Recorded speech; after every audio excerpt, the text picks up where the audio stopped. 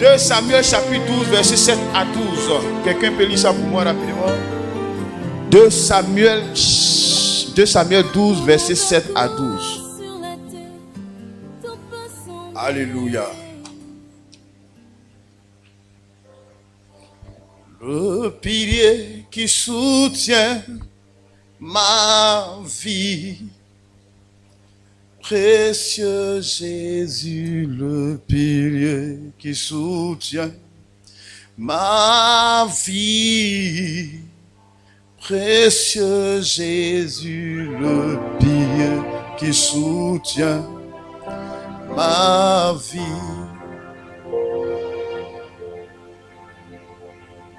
Le pilier qui soutient ma vie. Le pilier qui soutient ma vie. Précieux Jésus, le pilier qui soutient ma vie. Précieux Jésus, le pilier qui soutient.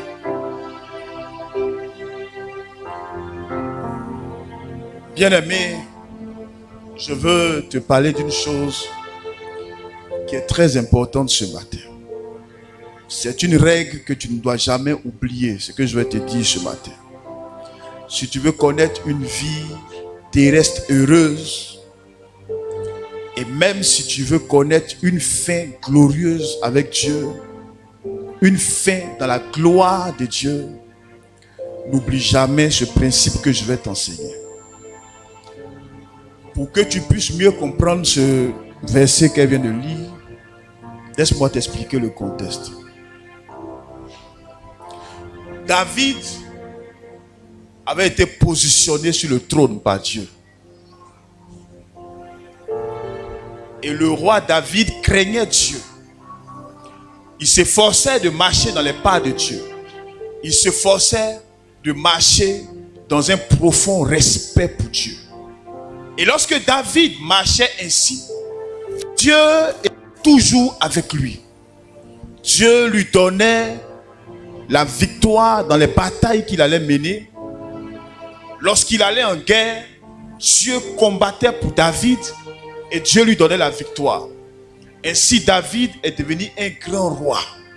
Ainsi David a acquis une grande notoriété, une grande célébrité en Israël. Seulement, voici ce qui va se passer. Un jour, David, qui avait l'habitude d'aller en guerre avec ses troupes, décide ce jour-là de ne pas aller en guerre, mais d'envoyer des soldats à cette guerre. Et donc, pendant que les autres étaient en guerre, David est resté au pays, il est resté à la maison, et il a commencé à se promener sur la toiture de son palais royal. Donc j'imagine que ça devait être une grande maison, ça devait être un grand palais avec une dalle et tout ça en haut. Donc David se promène sur la dalle de ce palais royal et il aperçoit dans une cour une belle femme qui est en train de se nettoyer. Et donc David est impressionné par la beauté de cette femme. Il envoie ses soldats aller demander, enfin, il se renseigne auprès de ses soldats pour leur dire, mais qui est cette belle femme que j'aperçois dans cette cour? Et ses serviteurs qui étaient avec lui disent, c'est la femme de Uri. Uri qui est un de tes hommes, qui est un de tes militaires, c'est son épouse. Et David envoie ses serviteurs aller chercher la dame qui lui a été présentée comme la femme de son serviteur, donc la femme de son petit qui était en guerre. Mais David dit, il ne fait rien avec ça. Et David l'a fait venir à la maison Et la Bible dit que David couche avec la femme de ce dernier et elle tombe enceinte. Alléluia. Tu me suis? Tu me suis? Lève la main. Amen. Que Dieu te bénisse. Et donc, lorsqu'elle tombe enceinte, elle informe David que, vieux père, le truc qu'on a fait avant-hier, là, je suis enceinte. Et donc, David, au lieu de se repentir et de s'arrêter là, David va créer une stratégie, mais démoniaque, où il appelle son chef d'état-major, qui s'appelait Joab, et il lui dit, bon, écoute petit, on a une guerre qu'on doit faire contre des gars là. Donc tu sais ce que tu vas faire. Lorsque vous allez arriver à cette guerre, le petit qui s'appelle Uri là, tu le mets dans une position où, sur le front là, la position où tu le mets là, c'est la position même où c'est gâté même. Tu le mets là même où il y a les vrais commandos de nos adversaires. Tu mets Uri là-bas. Ils vont le tuer et puis on avance. Donc lorsque les gens arrivent effectivement sur le front, Joab, qui était le chef d'état-major de David, obéit à ce que David lui a dit. Donc il place Uri sur le côté du front qui est le plus dangereux, où les adversaires ont positionné leurs plus vaillants guerriers. Et donc effectivement, Uri est tué sur le front. Et la Bible dit que ce que David avait fait a déplu à l'Éternel.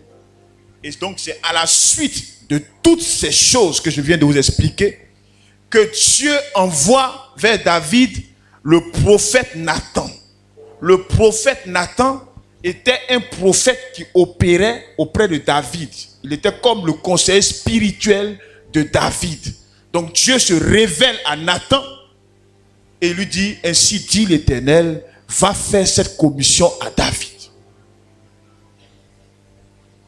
Pour lui dire qu'il a tué Uri, l'épée ne quittera pas sa maison. Il a couché avec la femme de Uri. Je vais susciter dans sa maison quelqu'un qui couchera avec ses concubines. Et que lui, il a fait pour lui en cachette. Mais laisse-moi, tu vas lui dire que moi, l'Éternel, je dis, pour lui là, ils vont faire ça sur la place publique. Alléluia. Alléluia. Est-ce que tu me suis?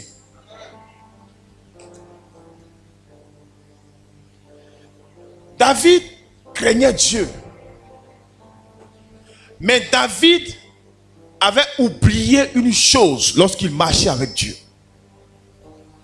Il a oublié qu'en Genèse 8, le verset 22, Dieu avait fixé une règle. Et il a dit que tant que la terre existera, la loi de la semaille et de la récolte, la loi de la chaleur et du froid, du jour et de la nuit ne passeront jamais. Ça veut dire que Dieu dit, tant que la terre va exister, ce que tu sèmes, tu vas récolter ça. David avait oublié cette partie. Donc il a dû se dire que oui, c'est vrai, c'est lui David quand même, il est le bon petit du Seigneur. Parce que la Bible dit que David était l'homme selon le cœur de Dieu. Donc il s'est dit, non, c'est pas grave, c'est que c'est moi le roi David. Ça, si il m'amuse un peu, c'est pas grave. Dieu, c'est mon gars. Dieu, c'est mon bon vieux père. Or, dans Jérémie chapitre 1, verset 12, Dieu a dit, je veille sur ma parole pour l'accomplir. Donc, autant il a dit l'homme récoltera ce qu'il sème. Tant que la terre existera, il a aussi dit, je veille sur ma parole pour l'accomplir. Quels que soient tes grades, quelle que soit ta beauté, quelle que soit ta camaraderie avec Dieu, quelle que soit la façon dont Dieu t'a montré qu'il t'aime, il dit, tant que la terre existera, le principe de la semaille et de la moisson ne passeront jamais. Et que je veille sur ma parole, comme pour dire, même si je t'aime, et que tu sèmes une chose, bonne ou mauvaise, tu vas récolter ces choses bonnes ou mauvaises que tu as sémées. Même si Dieu t'aime, il dit, il veille sur sa parole. Alléluia. Il veille sur sa parole. Donc, malgré l'amour de Dieu pour toi, malgré la façon dont il marche avec toi, les révélations qu'il t'accorde, la façon dont il envoie ses anges et que tu vois même ses anges pour te garder, pour te protéger. Mais il dit, si tu violes le principe de la loi et de la sémence, je veillerai à ce que tu as sémé, que tu récoltes cela. Alléluia. Donc, David était en paix tranquillement. Et quand David fait rentrer le péché dans sa vie, quand David sème l'adultère, quand il sème l'immoralité sexuelle, Dieu est obligé d'accomplir sa parole contre David. Amen. Parce qu'il a dit dans Genèse 8, 22 que je viens de citer, tant que la terre existe, ce que tu sèmes, tu vas récolter. Donc, c'était avant que David même ne naisse, c'était au temps de Noé là-bas. Il y a des centaines d'années là-bas, Dieu avait déjà déclaré ce principe. Donc, quand David vient commettre l'adultère, il vient commettre assassinat, il vient s'aimer l'adultère et l'assassinat dans sa maison, dans sa vie, Dieu, malgré l'amour qu'il a pour David, il est obligé de laisser l'immoralité sexuelle et la mort venir dans la vie et dans la maison de David. Même s'il aime, même si c'est son bon petit, Dieu ne peut pas faire autrement parce qu'il a dit, je veille sur ma parole pour l'accomplir.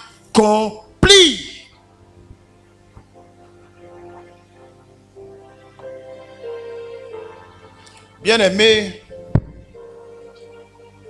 ce passage de la vie de David est un enseignement pour chacun de nous. Vous savez comment Dieu aimait David. Vous savez comment Dieu était proche de David. Mais lorsque David a violé ce principe, les mêmes choses sont arrivées. Il a récolté ce qu'il a sémé. Et je vous dis comment il a récolté. Lorsqu'il a fini de coucher avec la femme d'Uri et que le prophète lui a donné cette révélation. Pour commencer d'abord, un des fils de David qui s'appelle Amnon est venu violer sa propre sœur. Ça c'est un pour commencer. Parce que Dieu a dit, ce que tu sèmes, tu le moissonneras. Même s'il t'aime, ce que tu sèmes, tu dois moissonner pour que lui soit Dieu, parce qu'il ne revient pas sur sa parole. Donc pour commencer, l'enfant de David a violé sa soeur d'abord pour commencer.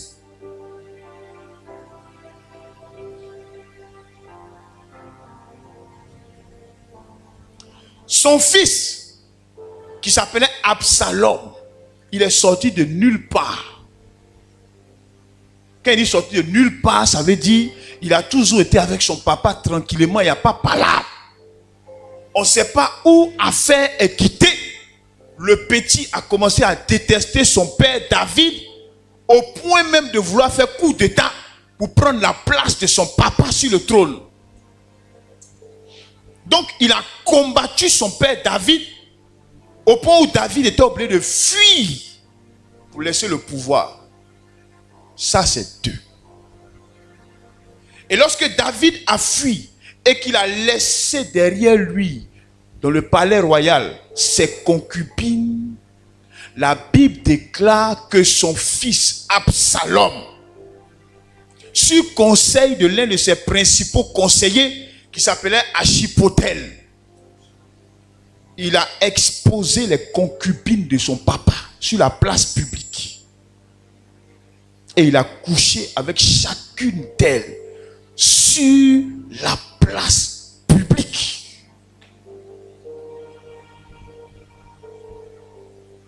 Dieu a dit, l'épée ne s'éloignera pas de sa maison.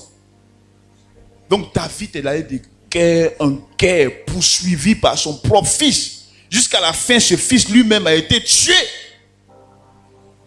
Absalom lui-même a tué celui qui a violé sa sœur. Donc, c'était gâté dans la famille de David. Tout est renversé.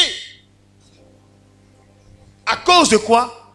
À cause d'un petit plaisir de 5 minutes.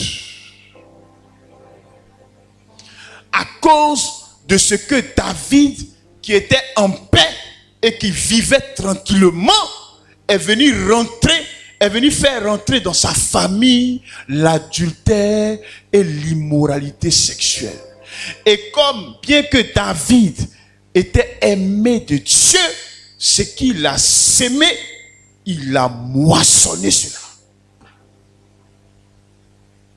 Bien aimé, la vie de David que je vous explique ce matin est une leçon que nous ne devons jamais oublier dans notre vie chrétienne jusqu'à ce que Dieu décide qu'il est l'heure et qu'on doit rejoindre la patrie céleste.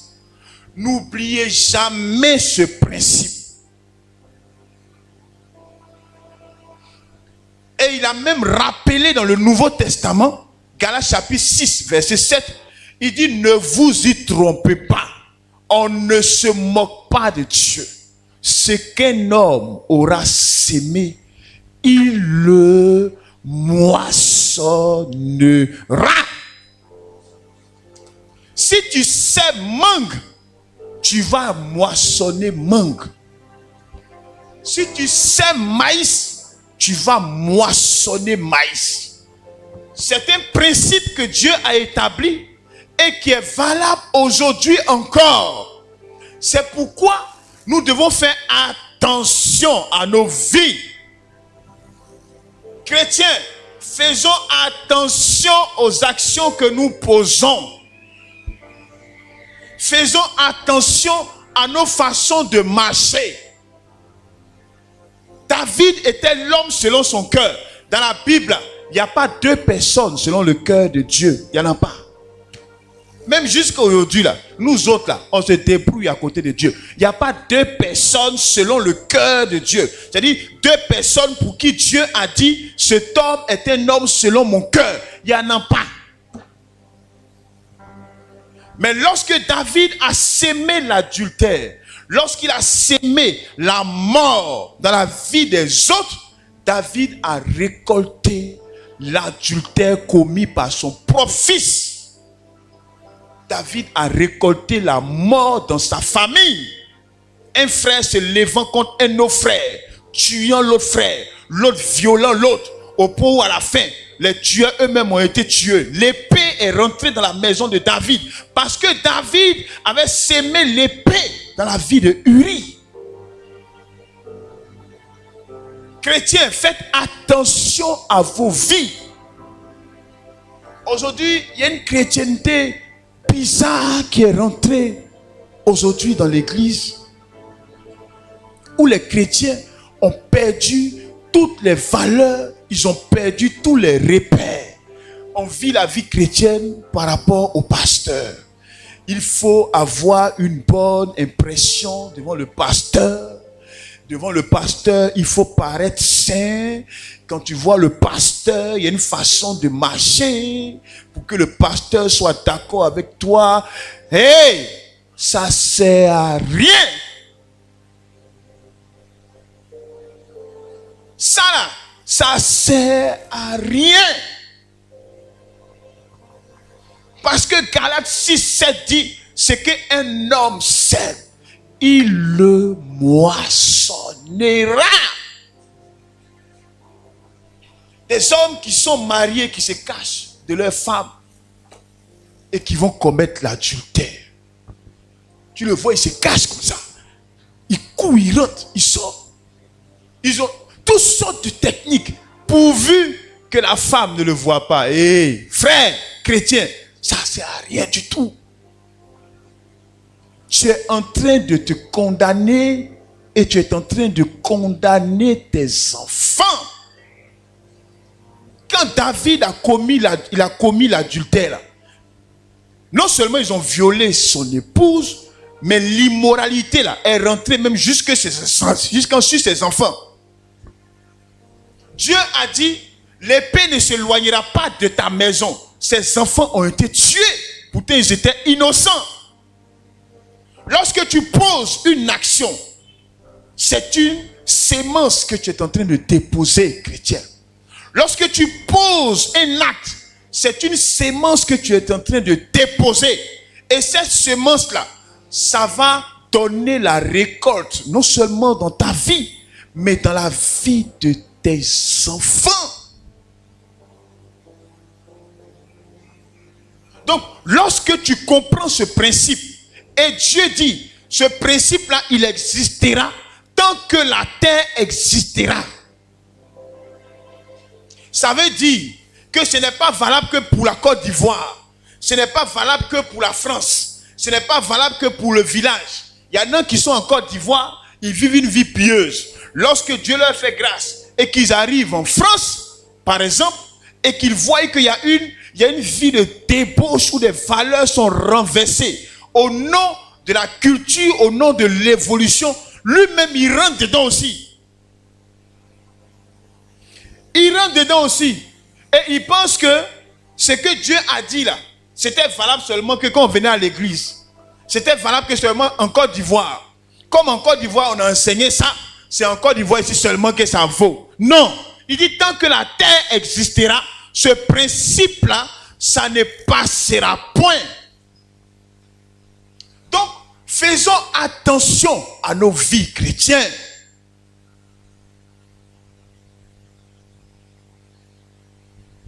La vie de sainteté que Dieu nous demande de vivre là, ce n'est pas pour Dieu lui-même, c'est pour nous-mêmes et c'est pour nos enfants.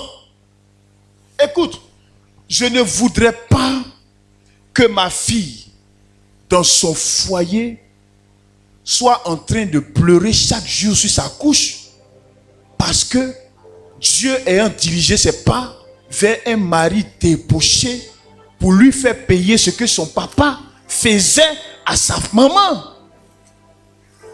Je veux que lorsque mes enfants grandiront, qu'ils se marieront, qu'ils aient la paix dans leur foyer. Je veux que leur mari leur soit fidèle. Je veux que leur mari prenne soin d'elle. Et donc, je ne fais pas ça. Je ne trompe pas mon épouse parce que je ne veux pas qu'on trompe mes enfants. Je me vertue à bien traiter mon épouse parce que c'est une sémence que je pose pour que demain, mes enfants dans leur foyer soient traités ainsi. Alléluia. Ce que Dieu a dit, c'est valable pour nous tous. Ce que nous sémons, nous le moissonnerons. On moissonnera cela, pardon.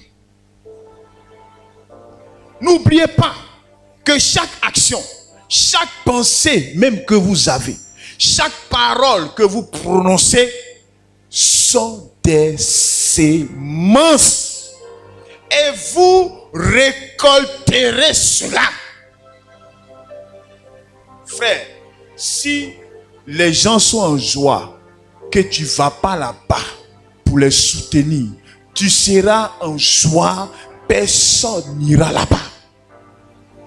Si les gens sont en pleurs et que tu n'es jamais là pour leur apporter ton soutien, le jour que tu seras en pleurs, tu moissonneras aussi l'absence des autres.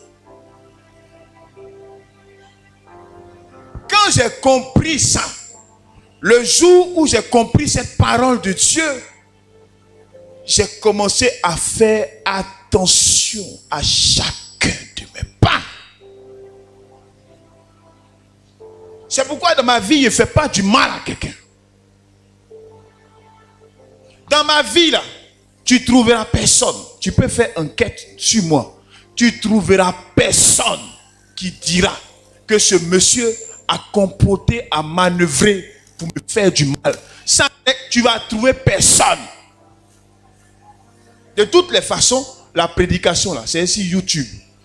Ceux qui vont regarder, si ce qu'ils disent c'est faux, ils n'ont qu'à faire vidéo ou bien ils n'ont qu'à venir trouver ici pour faire déclaration, pour dire il ment. Parce que en fait, ce n'est pas trop parce que je t'aime. Non, c'est pas ça. Mais c'est parce que si je te fais du mal, moi-même, d'une façon ou d'une autre, le mal que je fais, ça va retourner contre moi. Parce que je vais récolter ce que je sème. Si David, l'homme selon le cœur de Dieu, a récolté ce qu'il a sémé, ce n'est pas nous autres. Ce n'est pas nous autres. La Bible dit que chez Dieu, il n'y a pas d'acception de personne. Chez Dieu, là, c'est-à-dire il n'y a pas de considération de personne. Il n'y a pas ça. Dieu ne connaît pas ça. Il n'y a pas que non, comme toi tu es clair là, oui, oui, oui, oui. Et puis toi tu es noir, oui. Il n'y a pas ça. Il a fixé des principes. Si tu violes ces principes, les conséquences de cette violation vont s'attacher à toi. Alléluia. Si tu passes ton temps à critiquer les gens, regarde, ils ne vont même pas entendre ce que tu dis là. Mais comme la Bible dit que Dieu veille sur sa parole pour l'accomplir et que le cœur de l'homme est dans la main de Dieu, Dieu même, il va commencer à travailler leur cœur et point oui, point non, ils seront amenés à te critiquer.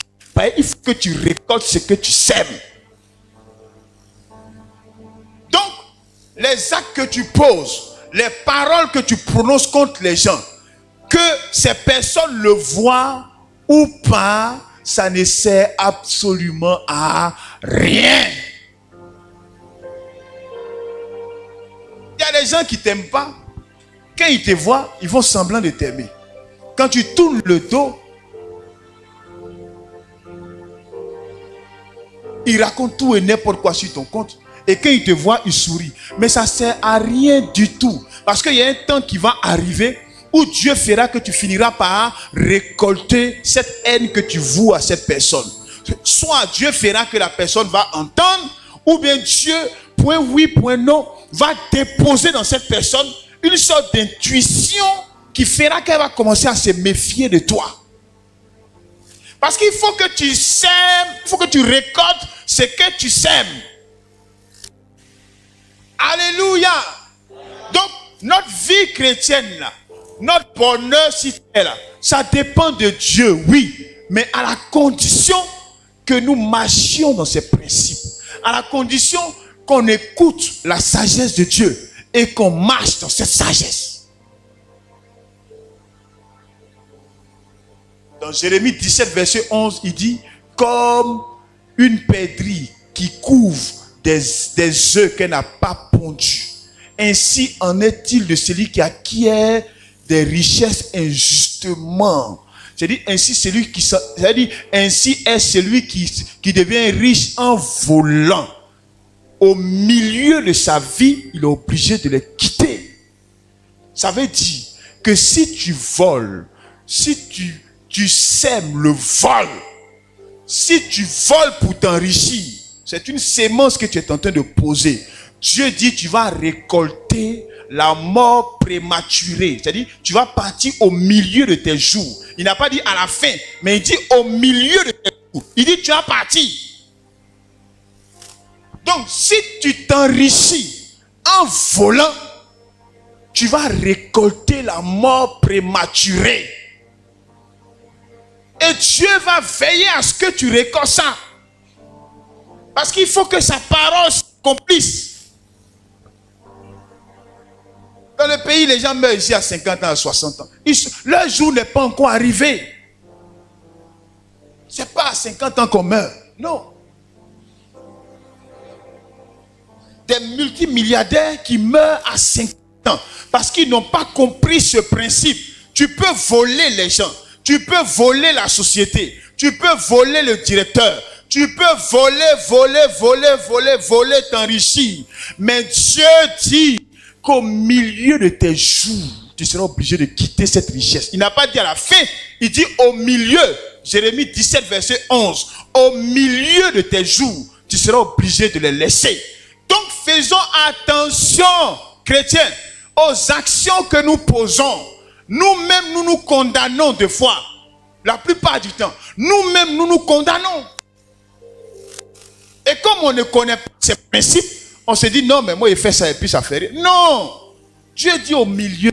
Et pas au milieu, ça n'est pas encore arrivé. Quand ça va arriver, tu vas voir une maladie bizarre qui a sorti de nulle part. À 48 ans, on sera obligé de faire tes funérailles. À 50 ans. Ce n'est pas à 50 ans qu'on quitte la terre. Mais ça dépend des actions que nous posons. Alléluia. Moi, je ne vais pas mourir précocement.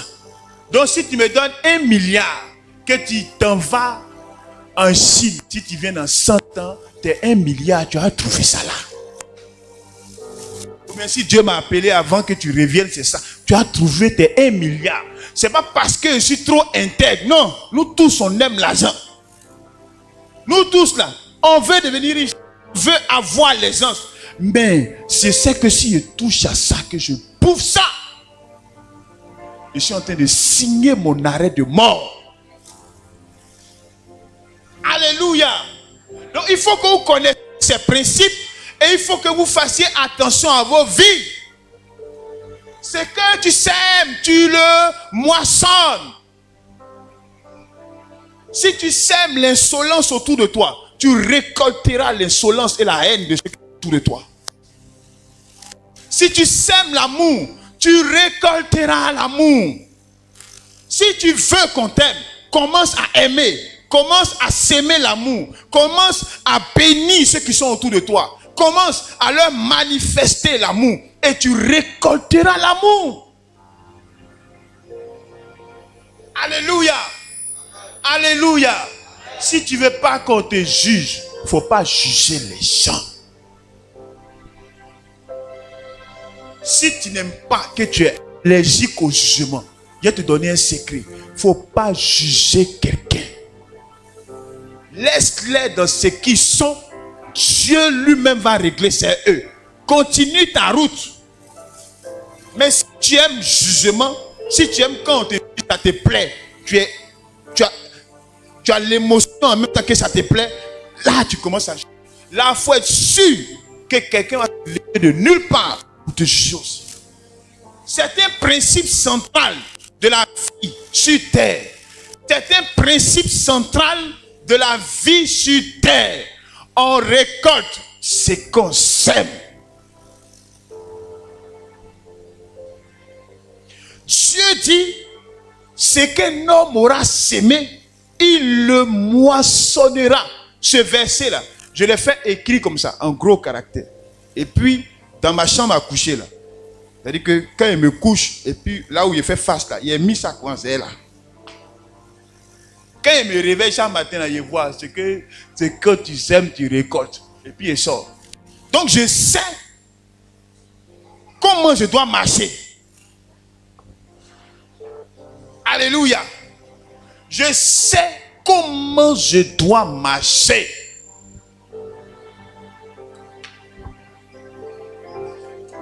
Je sais que si je fais du bien aux gens, je récolterai le bien. Même s'il y a des gens qui ne le reconnaissent pas et qui te le rendent en mal.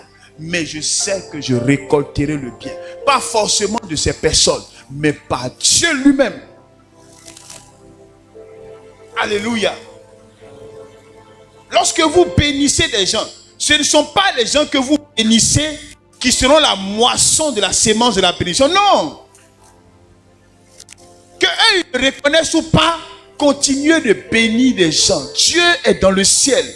Et la Bible dit, il veille sur sa parole. Il veille sur sa parole. Il veille sur sa parole. Il ne veille pas sur nos lames. Il veille sur sa parole. Donc s'il a dit que tu récoltes ce que tu sèmes, tu fais quoi dans le mal? Tu fais quoi dans ce qui n'est pas bon? Tu fais quoi dans ce qui est contraire au bien? Tu fais quoi dedans? Parce que Dieu va faire venir la même chose dans ta vie. C'est un principe. Hey, écoutez, chrétiens, regarde, les chrétiens là, nous souffrons parce qu'on ne veut pas écouter Dieu. Et sur la terre là, tout le monde ne souffre pas. Moi, je ne souffre pas. Moi, je ne souffre pas. Je suis heureux du 1er au 30e. Depuis que janvier a commencé, je suis heureux. Jusqu'au 31 décembre, là, je serai heureux. Je ne souffre pas sur la terre. Je ne souffre pas. Pas parce qu'on a des milliards, mais simplement parce qu'on a appris à marcher selon la sagesse de Dieu. Si Dieu me dit, tu récolteras ce que tu sèmeras. Hey, moi, je vais récolter le bien. Donc, ma vie, là, je ne fais que du bien aux gens. C'est tout. C'est pas compliqué. C'est pas compliqué. Dieu a dit dans Proverbe 28, il dit, il n'y a point de pauvreté pour celui qui donne aux pauvres. Ça veut dire que si tu ouvres ta main pour s'aimer dans la vie du pauvre, tu ne connaîtras jamais la pauvreté. Ah, ça c'est pas compliqué. S'il a attrapé un pauvre à côté de moi, mais il a eu problème avec moi.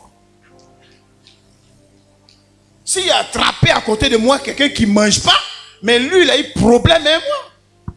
Ben, je le bénis. Pour ne pas connaître la pauvreté dans ma vie. Pour ne pas connaître la disette dans ma vie. Écoute Dieu. Et mets en pratique la parole de Dieu. C'est tout. Alléluia. Alléluia. Dans Proverbe chapitre 11, verset 24, il dit, c'est lui qui arrose, lui-même arrosé. Écoute, chrétien, ce n'est pas parce que des pasteurs escrocs prennent la parole de Dieu pour voler les gens que la parole de Dieu est fausse. Parce que quand ils expliquent que celui qui donne ne connaît pas la pauvreté, pour eux c'est celui qui leur donne à eux. Non! Et donc tu es à l'église, matin, midi, soir, il faut s'aimer, il faut s'aimer, il faut s'aimer. Et les gens s'aiment et ils deviennent de plus en plus pauvres. Parce que ce n'est pas ce que Dieu a dit. Lorsqu'il dit celui qui donne aux pauvres ne connaît pas la disette, il n'a pas dit aux pasteurs pauvres, il n'a pas dit aux chrétiens pauvres, il dit aux pauvres. Donc même aux musulmans pauvres, aux communs pauvres, vous n'êtes pas d'accord. Sur le plan spirituel, vous n'êtes pas d'accord, mais parce qu'il est pauvre, si tu lui donnes, tu le bénis, Dieu te bénit.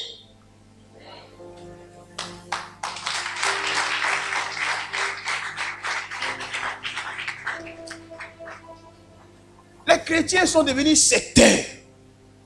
Quand il veut faire du bien, il va d'abord faire enquête pour voir, est-ce qu'il connaît Jésus d'abord? Est-ce que c'est comment lui et puis Jésus là? Non, c'est pas ce que Dieu a dit. C'est pas ce que Dieu a dit. Donc écoute, c'est pas compliqué la vie spirituelle. Ce que tu sèmes, tu récoltes. Commence à poser dans la vie des autres les actions que tu aimerais voir s'accomplir dans ta vie. C'est tout. Si dans ton foyer, une femme, tu sèmes l'impolitesse, tu vas récolter adultère de ton mari, coup de poing de ton mari, coup de pied. C'est pas compliqué. Parce qu'elle a sémé impolitesse, il faut qu'elle récolte coup de tête de son mari. La vie chrétienne là, ce n'est pas compliqué. Quand tu mets les principes de Dieu en jeu, tu es un homme heureux. On n'a pas besoin de faire asseoir tous les jours. On va faire séminaire. Le séminaire, les 15 clés de la percée surnaturelle. C'est bêtise. Depuis, on vous enseigne percée surnaturelle. Qui a percé surnaturellement? Où il est? Lève ta main et vois. C'est connerie. Écoutez Dieu. Conduisez vos vies selon la parole de Dieu. Dieu dit ce que tu sèmes, tu moissonnes. La Bible dit à l'homme, homme, aime ta femme comme Christ a aimé l'église. Il dit, aime ton épouse comme Christ a aimé l'église. Un mari qui sème l'amour dans la vie de sa femme, qui aime sa femme, qui la respecte, qui l'honore, et qui l'aime comme Christ a aimé l'église, faisait en sorte de ne pas lui faire du mal, étant loyal envers elle, ne posant aucune action malhonnête, lui donnant la douceur, l'amour, ce mari récoltera en retour la soumission de sa femme. Tu te lèves le matin, tu ne donnes pas l'argent de marché. On te dit pommade est fini, tu insultes tout le monde. Et puis tu veux soumission. Ah, toi aussi. C'est pas possible. Tu vas récolter pour aller mal. C'est la parole de Dieu. Ce que tu sèmes, tu récoltes. Mais chaque action dans la Bible a une moisson des fois que Dieu a fixée. Autant Dieu dit, celui qui vole pour s'enrichir là, il va mourir prématurément. Ça c'est la récolte. Autant le mari qui n'aime pas sa femme, comme Christ a aimé l'église, va récolter l'insoumission et la guerre dans le foyer. Il va récolter les tours. C'est pas compliqué. Les gens sont dans l'église, ils divorcent. Aux jeunes on prie ces démons. Il n'y a pas de démon de divorce qui était là. C'est-à-dire que les chrétiens, des fois, il y a des choses qu'on fait. Donc, les démons même sont, eux-mêmes, ils sont étonnés. Eux-mêmes, ils disent à Dieu, Dieu, c'est vrai. Mais il faut parler à tes gars, ils n'ont qu'à enlever nos noms dans leur affaire. Là, ça, là. On n'a rien à voir dedans. C'est vrai que nous-mêmes, on est là aussi, on gâte les choses, tout ça. Mais ça, là, Dieu, on n'a rien à voir dedans. Il ne faut pas, ils vont mentir sur nous. C'est elle qui ne respecte pas son mari. Et toi, tu as dit, c'est qu'on sème, on récolte. Donc, si elle ne respecte pas son mari, donc lui aussi, il commence maintenant à regarder dehors. C'est tout. Nous, là, on a fait quoi dans ça? Alléluia. Si vous avez compris ça, vous allez vivre une vie chrétienne heureuse. Et ce n'est pas pour le pasteur. Comme je vous ai déjà dit, moi là, où je suis arrivé là, même si tu as eu avion, que tu gardes ça ici, vraiment, gloire à Dieu. Nous, on continue nos routes. C'est tout ce que tu as gagné. Parce que je ne suis pas au stade d'être impressionné par le matériel. Non, on n'est plus dans ça. On dit Jésus revient bientôt. Alléluia. Nous, on va aller au ciel. Moi, j'ai vu des milliardaires qui sont morts. Ma main sur le pratique. Je ne sais pas quel agent qui a m'intimidé. Donc, ma plus grande joie, c'est que tu gardes la voiture, mais que tu sois un chrétien accompli pour le Seigneur. Alléluia. Un chrétien qui marche dans la parole de Dieu. Un chrétien qui guide sa vie par rapport à ce que Dieu dit. Alléluia. Alléluia. J'ai dit, écoutez-moi bien. Moi, jusqu'à ce que Dieu m'enlève sur la terre, je ne mentirai jamais. Vous savez pourquoi? Vous savez pourquoi? Tu sais pourquoi? Prends Proverbe 28, je te dis pourquoi. Prends Proverbe 28.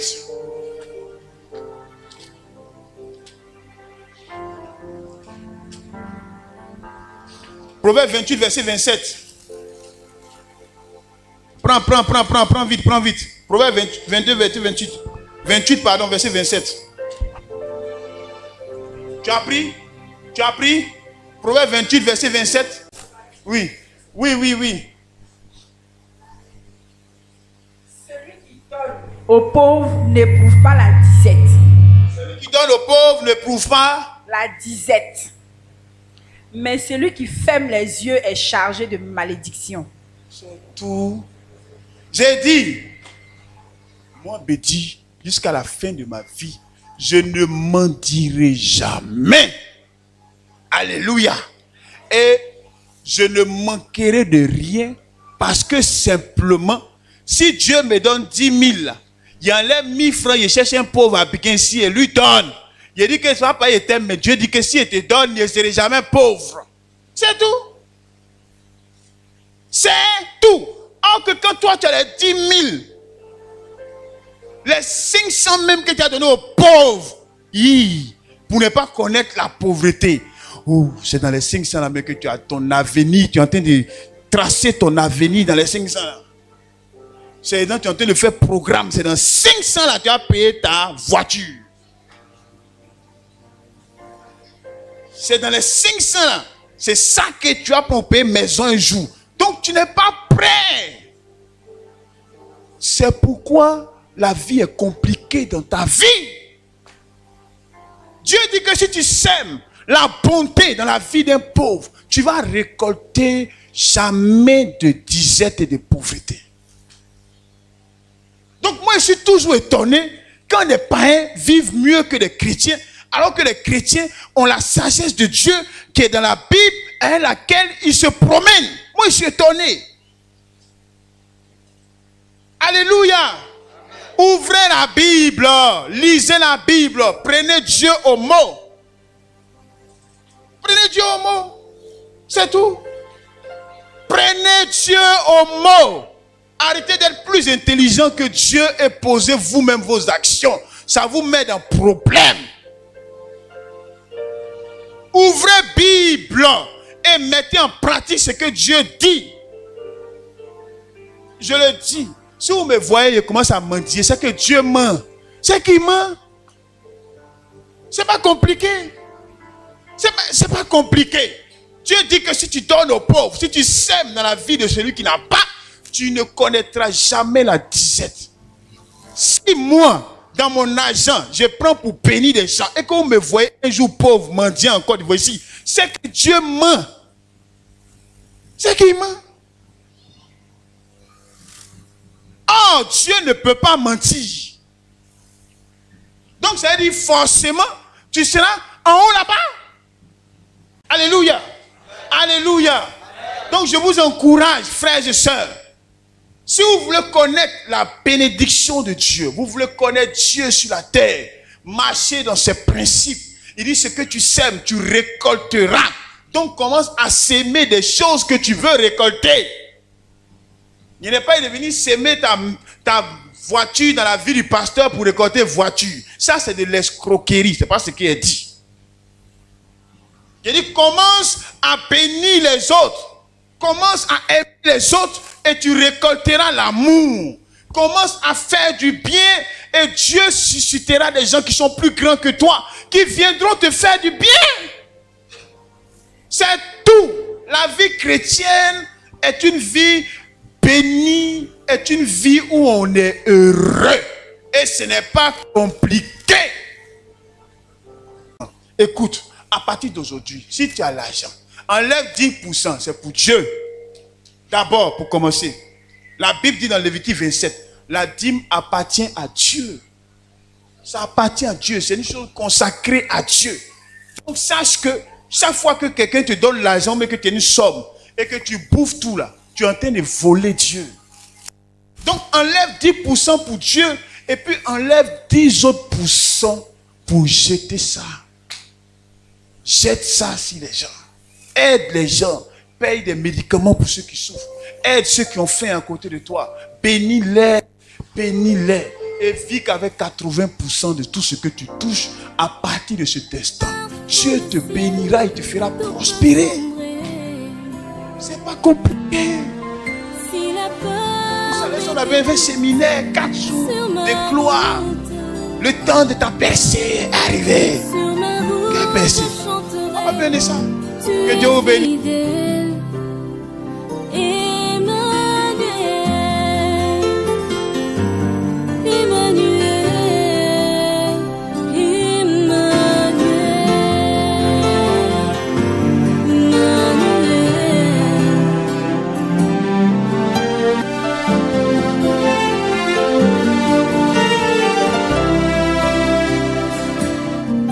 Dans mon parcours sur la terre, tout peut sombrer. Dans ma marche pour le ciel, tout peut sombrer.